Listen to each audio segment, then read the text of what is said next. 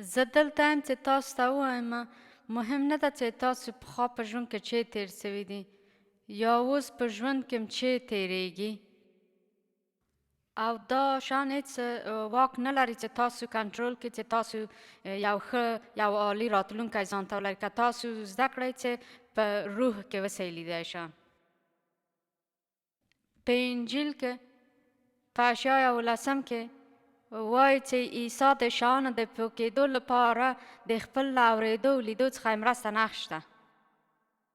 هغه په روحاني سترګو او په روحاني غوږونو شیانه اورېدل او موږ باید ټول زده کړو چې د خپل روحاني سترګې او غوږونه وکاروو. د خپل په طبیعي سترګې ګورو چې شاوخوا څه روان دي او موږ ژوند کې څه پیښیږي، ولې په روحاني سترګې موږ شیان ګورو چې هغه لیدلی نه سو په دا عادي سترګو باندې. موږ په داسې باور ګورو هر شي چې خدای موږ ته ویلي دي چې دغه تا ژوند ته ښه ده او زه په دا منم چې ما ژوند ته ښه ده.